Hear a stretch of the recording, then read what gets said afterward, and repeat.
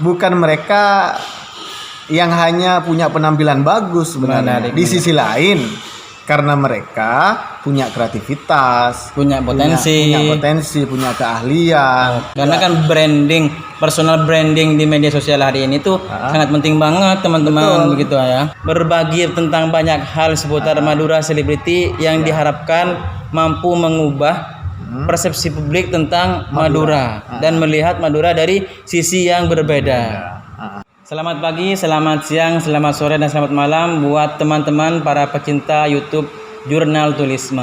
Kali ini kita kembali lagi dalam konten sharing santai milenial bersama saya Mizan Asrori dan teman saya Rahman Aunjan. Ini founder Madura Celebrity. Bang Rahman, kita akan ngobrol banyak nih tentang Madura Celebrity. Dari latar belakang dibentuknya Madura Celebrity hingga apa sih suka duka mengelola Madura Celebrity. Madura Celebrity ini ada karena apa?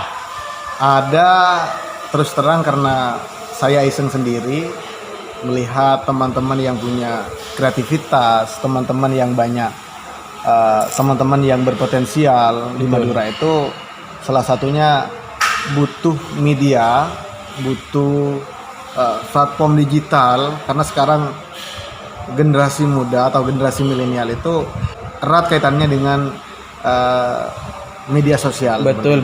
Berarti sehingga dengan demikian, saya mulai memikirkan apa yang saya harus lakukan ke depannya agar teman-teman bisa berkolaborasi, bisa saling melengkapi bekerja sama masing-masing. Oke. Kalau boleh dibilang Madura Celebrity ini diharapkan bisa menjadi wadah kreativitas teman-teman Madura, generasi muda Madura. Oke. Lebih spesifiknya lagi, saya memulai itu sangat terinspirasi dari bagaimana generasi muda, generasi milenial di Madura itu mengangkat segala potensi yang ada di desa masing-masing. Erat kaitannya juga dengan kearifan lokal. Bagaimana kearifan lokal di Madura itu tetap dilestarikan oleh generasi muda. Betul. Berarti Madura Celebrity ini lebih luas dari sekadar hanya mempromosikan artis. Jadi cakupannya lebih luas, Bang. Yang mereka pahami itu tentang selebriti sebenarnya ya artis, penyanyi itu doang. Terbatas, sangat sempit. Jadi saya memulai Madura Celebrity ingin mengenalkan siapa public figure dari Madura, orang-orang terkenal di Madura, supaya menjadi banyak inspirasi kepada generasi muda yang ada di Madura. Siap. Madura Celebrity ini sejauh ini sudah ada di platform apa saja? Kita bergerak di platform Instagram, terus ada channel YouTube juga, cuman masih belum konsisten di situ. Kemudian kita juga bergerak di TikTok juga ada. Sosial kemasyarakatan, bagaimana di luar platform media sosial seperti itu. Berarti teman-teman silahkan nanti dicek di Instagram @madura_celebrity dan di YouTube Madura Celebrity. Jangan lupa juga di TikTok ya. Hari ini kita era TikTok, makanya Madura Celebrity ikut juga terlibat dalam platform yang sedang digandrungi oleh kaula muda hari ini. Menarik sekali, Mas Rahman. Saya paling gencar-gencarnya sekarang kan endorse, terus kemudian promosi wisata, kuliner yang ada di Madura, itu yang paling saya prioritaskan ketimbang dengan hal-hal lain, karena saya ingin mencapai tujuan atau goal dari maksud saya mendirikan Madura Celebrity itu adalah bagaimana mengenalkan kearifan lokal, budaya Madura, kesenian, atau hal-hal lain yang ada di Madura yang perlu kita kembangkan dan perlu kita lestarikan ke depan. Seperti itu. Apakah boleh saya bilang bahwa Madura Celebrity ini adalah melihat wajah Madura dari sisi yang lain? Dari wajah yang berbeda. Menarik. Mungkin kalau teman-teman bisa lihat di Instagramnya Madura Celebrity, banyak juga sih bagian dari teman-teman kita dari netizen itu kok banyak perempuan-perempuan cantiknya, gimana sebenarnya di situ kita ingin kolaborasi Iya. dari mereka yang bahasa gennya adalah selebgram, terus kemudian teman-teman yang saat ini pegiat literasi di Madura, kita juga angkat, ada seniman di situ, budayawan, mulai dari ujung timur sampai ke ujung barat di Bangkalan, dan bahkan bukan hanya Madura di 4 kabupaten saja, tapi juga bergerak ke Madura Tapal Kuda, atau biasa dibilang atau parodikan Madura swasta. Ada Madura negeri begitu ya. Oke. Seperti Bondowoso, Jember, Banyuwangi, Probolinggo. Di sana juga kita, teman-teman plat M di sana juga banyak kreativitasnya, mulai banyak merilis lagu-lagu Madura. Betul. Ada pendakwah juga. Ada kesenian Madura juga diangkat di sana. Jadi kita tidak hanya fokus di 4 kabupaten saja. Berarti salah dong kalau menganggap Madura Celebrity ini hanya untuk memposting mereka-mereka yang memiliki wajah good looking. Salah ya? Ya, betul. Bukan mereka yang hanya punya penampilan bagus sebenarnya. Di sisi lain, karena mereka punya kreativitas, punya potensi, punya keahlian. Sehingga di situ kita angkat juga. Punya nama juga. Karena kan personal branding di media sosial hari ini tuh sangat penting banget, teman-teman. Begitu ya. Iya. Maka di tengah kondisi yang sangat memprihatinkan, bagaimana generasi muda juga mengambil peran di platform media sosial, meneruskan ataupun menjaga bagaimana berkehidupan di sosial media, utamanya literasi digital. Seperti itu. Ini berarti bahwa Madura Celebrity ini memiliki tujuan yang itu tidak hanya orientasi profit atau penghasilan. Kalau saya lihat Madura Celebrity ini tidak menerima atau belum menerima endorse ya? Belum. Memang tidak ada tujuan atau bagaimana? Saya sih memulainya itu step by step, Bang. Step by step. Kenapa saya nggak menerima promosi iklan dan lain sebagainya? Satu, saya ingin tekankan Madura Celebrity ke depan terus bergerak dengan rekan-rekan kita yang ada di Madura yang merancang bisnisnya, yang benar-benar lokal banget lah. Termasuk dengan Java In ini. Termasuk dengan Java In Coffee. Saya ketemu dengan Bang ownernya, bincang-bincang bagaimana merintis kafe di Sumeneb yang luar biasa ini. Menunya bervariatif juga. Terus fasilitasnya ada tempat VIP juga, ada meeting roomnya juga. Keren.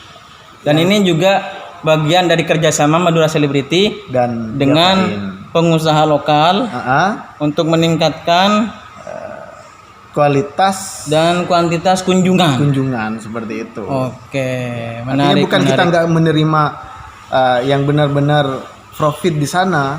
Cuman kita ingin menekan pebisnis lokal masuk kolaborasi. Artinya tidak hanya jangka pendek saja. Betul. Endorse, dibayar, diposting, udah. Sampai di situ. Artinya tidak ada keberlanjutan. Nah, kalau kita ngomongin merintis sebuah platform media sosial nih, ataupun sebuah komunitas seperti Madura Celebrity, bisa disebut organisasi ya, Bang Rahman. Komunitas kecil-kecilan. Nah, tentu kan ada suka dukanya nih, ada kendalanya. Nah, selama ini boleh dong berbagi apa yang dirasakan oleh Bang Rahman sejauh ini selama merintis Madura Celebrity dari 0 followers sampai 12.000 sekarang ya? Ya, saya mulai dari sukanya dulu. Karena saya memulai satu hal karena memang basic saya berdasarkan keinginan saya, baru saya bisa konsisten di situ, bisa survive artinya. Satu yang bisa dipelajari adalah relasi. Bisa menambah relasi dengan teman-teman yang ada di Bangkalan. Dengan adanya Madura Celebrity ini, kita banyak relasi di Bangkalan, di Sampang juga ada, Pemekasan. Punya networking yang luas. Seperti itu. bahkan di Sumeneb sendiri seperti itu.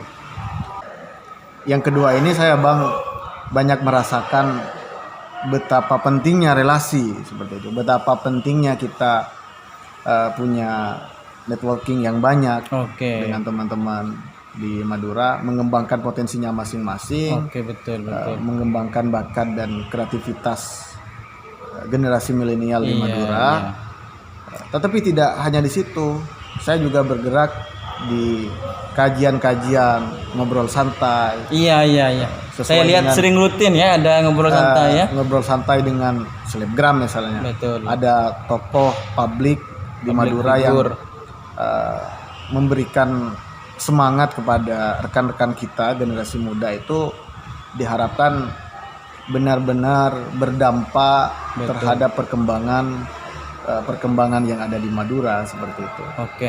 Kalau boleh dibilang berarti Mas Rahman ini belajar banyak di Madura Celebrity tentang bagaimana berkenalan dengan orang baru, mengajak kerjasama yang elegan dan prosedural begitu ya. Betul. Oke. Nah itu kan kalangan akademis juga saya ajak. Iya betul.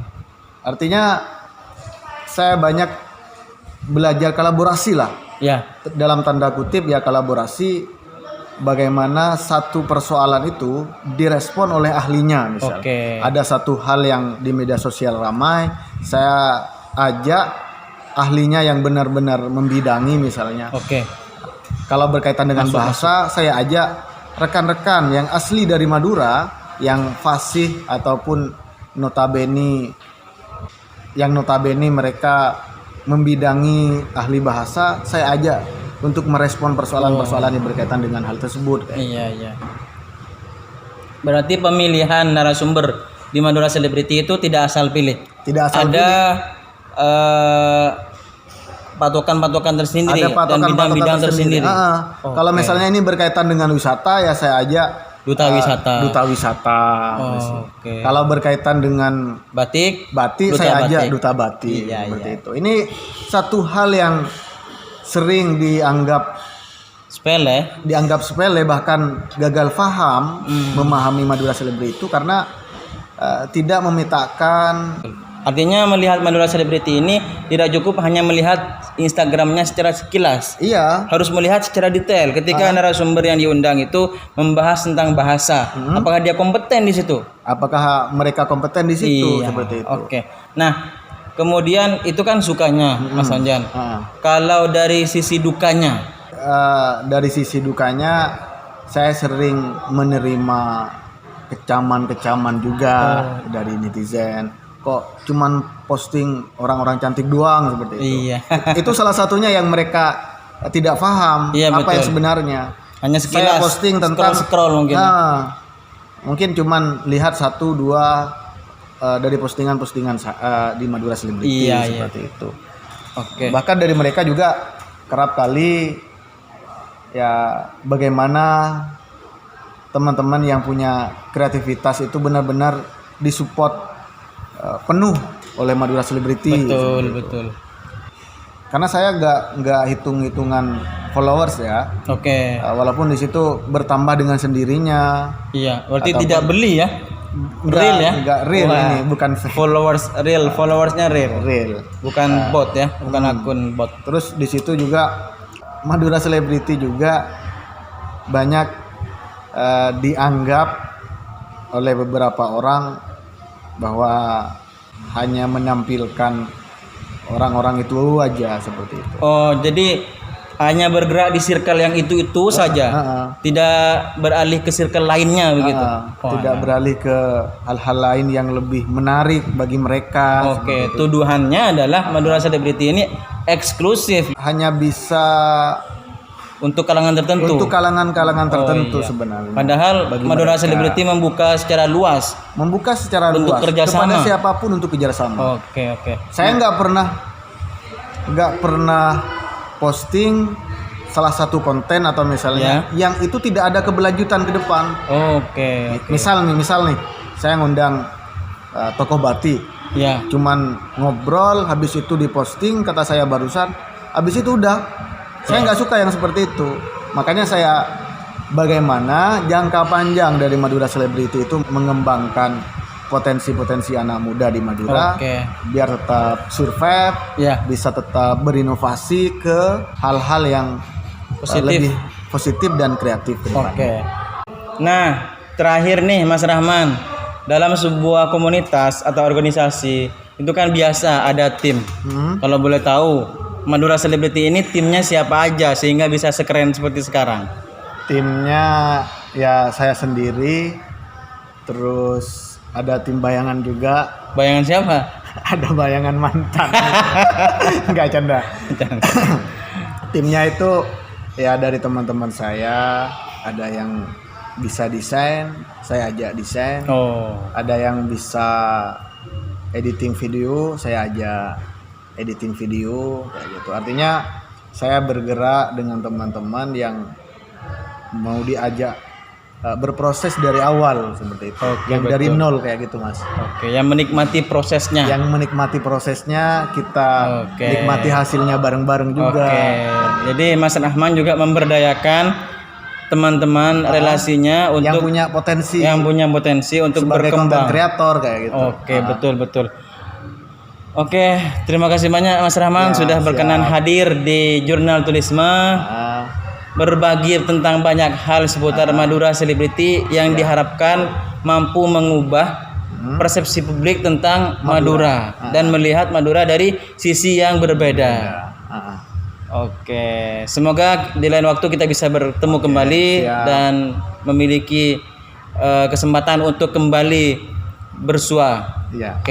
Teman-teman, kita sudah di akhir sesi.